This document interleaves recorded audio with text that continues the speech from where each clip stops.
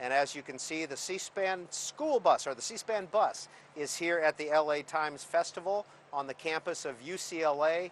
And we are now joined for the next half hour by author Charles Bowden, whose most recent book is this, Murder City is what it's called. Charles Bowden, where is Juarez, Mexico? It's directly across the Rio Grande from El Paso. What's it like? Well, historically, let's say after NAFTA passed, it was a boom town. There's 400 foreign factories, probably had 1.5 million people. Today it's a city of death. In the last 3 years, there's been 5,000 executions. Since January 1st of this year, there's been 775 executions. 100,000 jobs have left town because of the recession. 25% of the houses have been abandoned because of fear. 40% of the businesses have closed because of both people fleeing and the danger, robbery, extortion, murder. I don't know if cities truly die, but this city looks to be dying. How did that happen? There's a combination of factors, you know. I'll give the short course. The city was always had violence, always had poverty.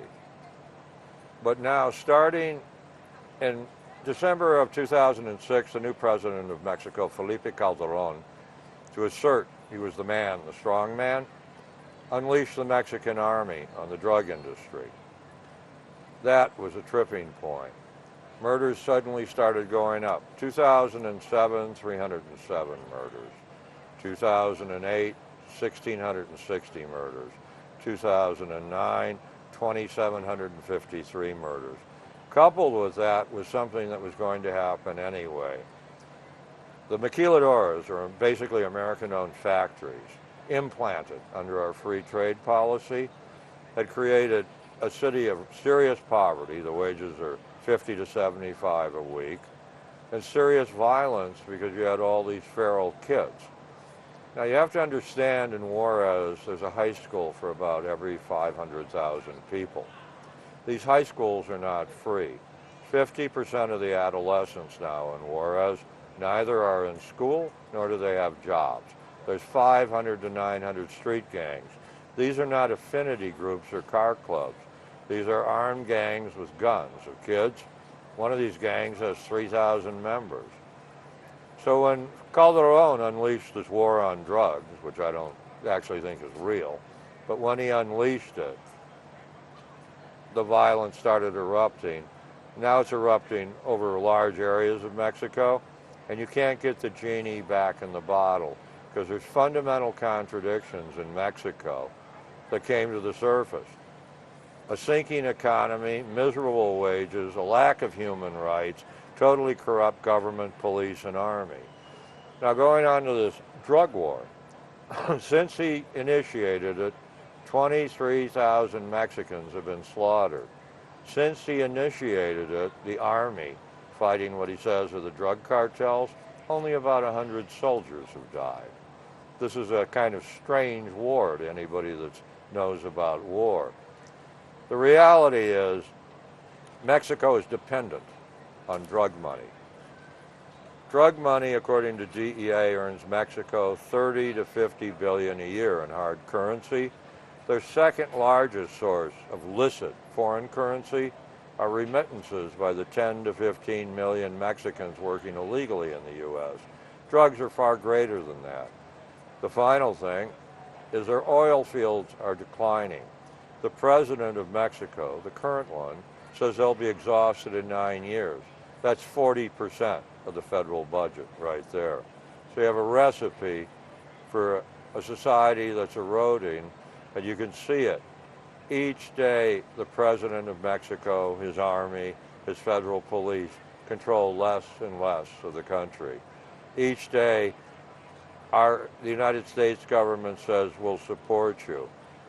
But we're fighting a conflict, or we're engaged in a conflict we're not going to win. Who's being murdered? Poor people. The U.S. government and the Mexican government says 90% of the dead are dirty, meaning they're drug-related. That's a lie. 90% of the dead are nobodies living in poor houses with nothing. Now you can make the claim. Then why are they being murdered? Well, because it's a war for drugs. 15 years ago, there were very few addicts, for example, in Juarez.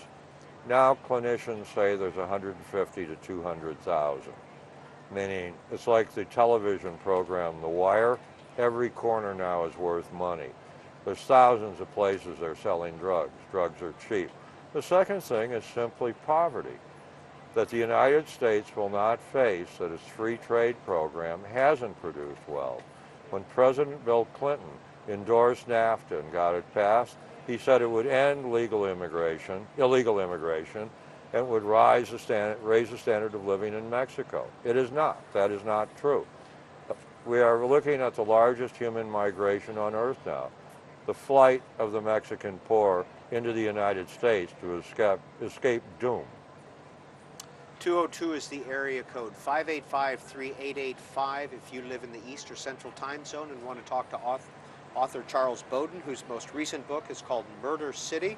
202-585-3886 if you live in the Mountain or Pacific time zones. Why do you include the term global economy in the subtitle? Because Juarez is essentially the poster child for our trade policies. Starting in the late 60s, it had border assembly plants implemented. After NAFTA, everything arrived there. Electrolux vacuum cleaners are now made in Juarez. Car parts are made there. If you're making 50 to 75 a week in Juarez, which is what you'll get paid in these factories, your cost of living is 90% the same as the U.S. There's no way to live on these wages. These plants, on average, have a turnover in a country of poverty and unemployment of 100 to 200% a year. It just grinds people up.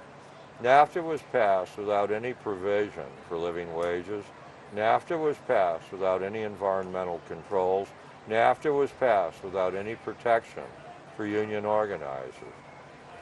These are essentially slave factories, and nobody will admit it, and then they wonder why people get violent. The trigger for the violence was this initiative against drugs, true, but the underlying anger and despair was there. We just, as I said, we took the lid off Pandora's box. If you want to send a tweet to Charles Bowden, twitter.com/BookTV. Is this all about marijuana? No, it's marijuana, cocaine, meth, heroin. I was talking to one of the guys in a leadership position in the Azteca gang in February of 2008. He's also a sicario, contract killer. I said, how much would it cost for me to get heroin today? He said, $2.50 US for a fix. I mean, the poor are using drugs in Juarez. The people working in the maquiladoras are using cocaine. You can go into the poorest barrio, to the crummiest looking little corner store, and people are selling cocaine, for example. So it's all the drugs. There's a huge domestic market now in Mexico, and not just on the border.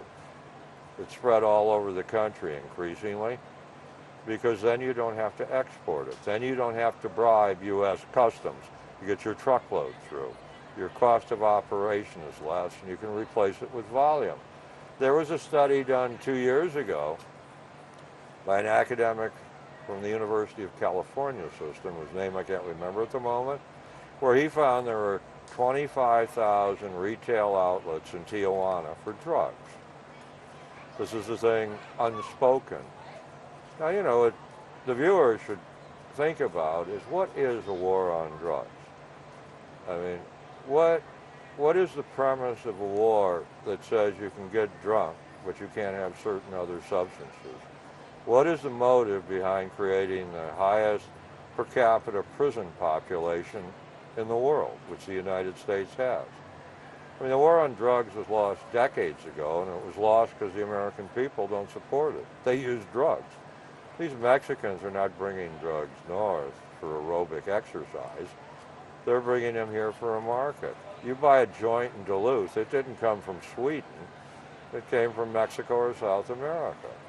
This is a war against our own people, and a byproduct is it has in 36 months slaughtered 23,000 Mexicans.